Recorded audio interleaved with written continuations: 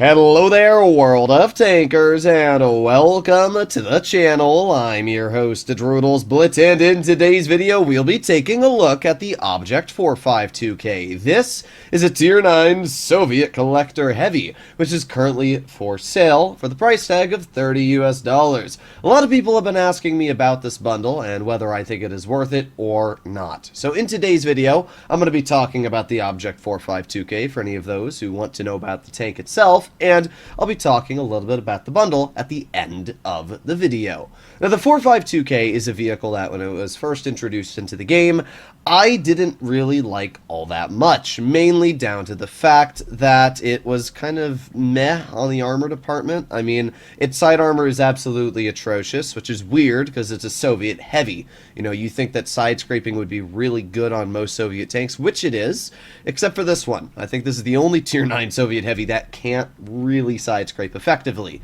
But it does have really good hull down capabilities if you're able to get it into a proper spot. The other thing I didn't like about the tank was the gun. It's a classic derpy style cannon that missed a lot of shots. However, since then, Wargaming has buffed the tank, and mainly the dispersion. It went from 0.36 to 0.34, and that's quite a substantial buff, which I've definitely noticed while playing in it over the changes. In fact, it's definitely made me change my opinion.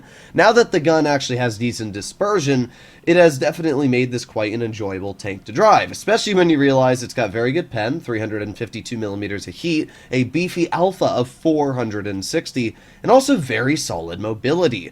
I also think the 452K just looks really, really cool. The best way to describe the armor is when using gun depression and hiding the lower plate, you are indestructible to the majority of tanks, even tier 10s. The turret has no weak spots all down. The upper plate is incredibly thick. So because of that, the vehicle is very hard to counter when it is in a prime position. The problem is the lower plate is absolutely humongous, and it is very hard to hide that lower plate in most situations you're driving in. It also has a hatch on the roof, so if you're not using the max gun depression, people can see that hatch on the back.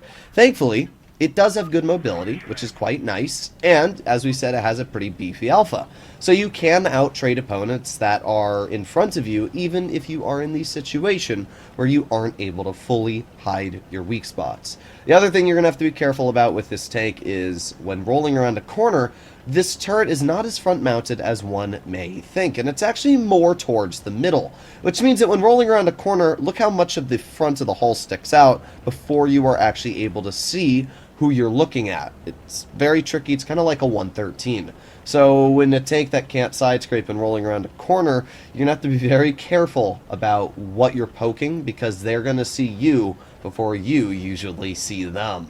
Alright, well, as of now, there's nothing on our side of the map, which means that their team doesn't really know where they're going. I mean, I don't know how my team is either, but I can definitely say for a fact that their team is making some rookie mistakes. We have the 53 TP, but he's just not able to be hit yet. However, the Tiger 2 will most definitely be hit. Never mind. See, that's where the classic Soviet-style gun does make you a little bit annoyed, because even with .344 dispersion, we still managed to miss the broad rear of a Tiger 2, which is kind of sad. So we're just going to push up on the Emil 2 here, and I think especially with the 92E1 facing him, there you go, nice 480 damage shell. Okay, not too bad. And the SU-130 is going to roll up on him, so that player is gone. We're going to move up now, and we can see again the decent mobility here, already going 30 kilometers per hour, which is quite nice. I really do like having a mobile heavy. Just makes the game feel more enjoyable, and it makes you feel like you're able to get in and out of position quite a bit faster, which you definitely are. So we have the Tiger 2. We get a nice shot into his vehicle for a lot, and I'm not worried about the Tiger at all. I'm more worried about the Ritter, so we're just going to keep our tank focused towards the Ritter here. We're going to overmatch his tank, and we're going to back up before the Ritter is able to shoot me. One other thing that's quite poor on this tank is the reverse speed. It's just a classic thing for new vehicles to have quite bad reverse speeds. I'm not really sure why, but it can get quite annoying. We got a nice shell into the T-2065 Sheriff, and just like that, we're up to 1,500 damage already, which is quite nice. Okay, well, we have the Ritter, who already gets shot, and we're going to load in an HE of ourselves and shoot him again for 428. The Ritter is down quite a bit of health at this point, and we're going to, with a little help of the SU-130, get another shell out.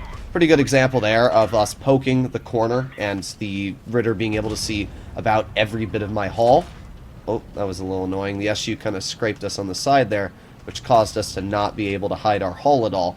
But yeah, notice how bad this tank is when you're trying to side scrape or anything. I mean, the 53 just cuts right through us. It's a very challenging tank to work in a lot of situations here, especially on flat ground, which is quite ironic. So we're going to back up.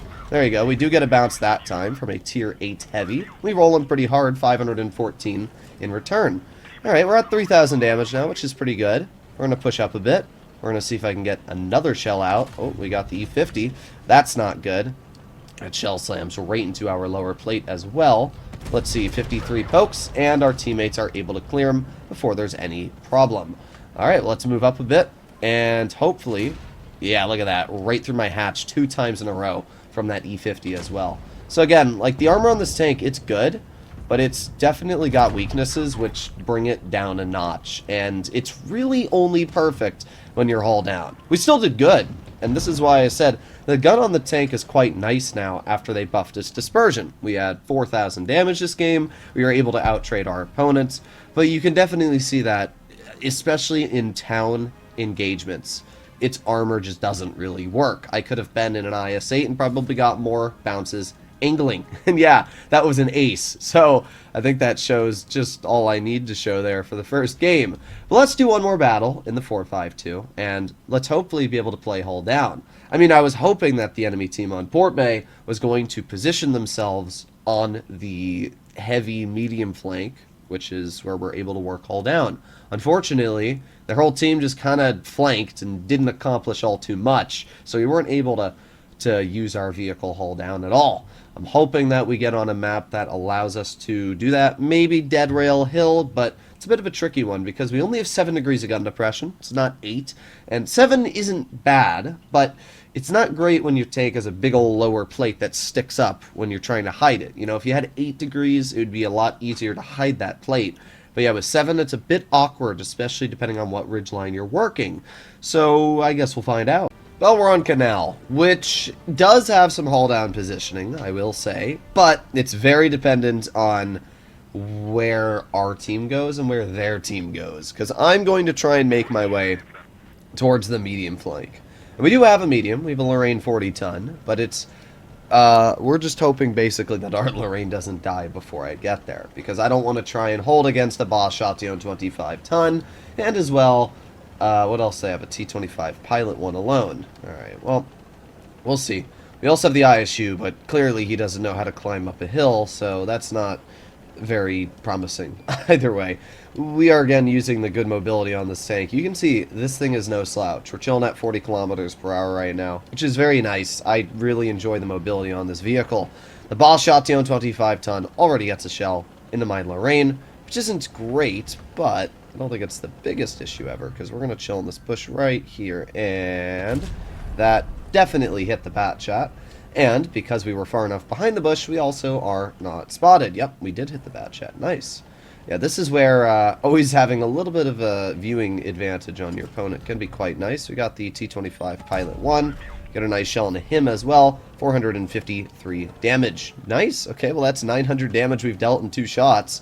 And a great example of the alpha this tank has going for it. So let's see, we got the Emil 2 off to the side. Okay. I'm just going to chill here, and we're going to wait. Are we spotted? No. Okay, but we definitely are now. Yep. Oh, so we've just been spotted the whole time, and the game hasn't told us. I see. I see. Okay, well, we have the Emil. There you go. Nice 395 shot into his turret. But my biggest fears have come to become a reality, which I predicted. Basically said the enemy team was probably going to YOLO our Lorraine, which is what happened, and now I'm all alone over here. Hopefully, our 252 will act as a bit of cannon fodder while we are working here. And we do have the ISU as well, which is good at least. So we're not completely alone, but it's also not great. Alright, let's see. I'm just naming on the Emil. Nice 386 damage shot into his tank. And we back on up. The Emil is aiming in on the 252, so we're just going to chill here. This is where driving the vehicle hull down definitely feels quite capable. We're going to aim it on his tank again. We get a nice shot, but he is able to hit us right in the corner cutout, which isn't exactly what I like to see. Now, the Emil has one shell left at this point, which means we can play fairly aggressive on him here. There you go. Another nice 462. We can see that 350 mils of heat pen is actually really, really good, and it's just enough to cut through the majority of armor you'll be dealing with. So we get a nice shot into the T-25 pilot, and let's see if the Emil's going to try and rush me or not. We're just going to back up. We're still fine as it is. And we reload. Alright, I don't really care about the pilot right now. I care about this Emil dying. So, we get him cleared. And pretty good stuff. We have the AT on our rear, though. So I'm going to start pushing up. And, oh boy, we also have the Boss Chatillon on our rear. Alright, well, the Batchat's not going to kill me, even if he gets the full clip out. So that's good news. What I do find interesting is how our ISU has literally done 0 damage to support us here. Like, bruh. Either way, bye. I mean, we basically held the majority of this flank on our own in this vehicle, so I can't really get too mad about the result of this game, and I think it's a good showcase of the 4.52K and its overall, I mean, strengths. Again, Soviet-style gun there. Even with .344 dispersion, we almost missed that shot, but we did hit it, so I can't get too mad. The AT is in a really, really bad spot, and then just jumped into the death pit. There you go, that one hit. Alright, I can't get too mad. This was a great game. The only thing that's left is a T-95, but, well, the T-95 is dead. So, there you have it. This is the 4.52K. It's actually quite a capable vehicle. It's got solid DPM, it's got a gun with very high penetration, good alpha damage, and solid dispersion. And when you pair that with a decent chunk of mobility and good gun depression on the majority of ridge lines you drive, it's quite a flexible and fun tank to play. I really like it after the buffs Wargaming has given it, and I think it's actually in a sweet spot right now. Do I think it is worth $30 US? Well, I don't think it's not worth it, but I don't think you should go out and spend your money on this bundle at the same time unless you have the money to spend. What I mean by that is this bundle itself isn't a bad deal. It comes with 6 containers, which will give you probably a little bit of gold back or XP, which isn't the worst thing ever. Also has 30 gold boosters, which is equivalent to about 600-ish gold there, so not too bad. Then you make your way down, and we have the tank fully equipped. We have the legendary camo and 30 times 5 boosters, which apply to all tanks, not just the 4.52K, which is actually quite good. So the bundle itself, I think, especially for a tier 9, isn't a bad deal. That's why I wanted to make a video on it. But I don't think that you should buy this if you're trying to save up for the best tank for the buck, because it's not. It's just a decent deal for tier 9. That's my personal opinion. Let me know what you guys think about the 4.52K. I really like it. I think it's actually quite a fun vehicle. I'll see you all in the next one. Bye-bye.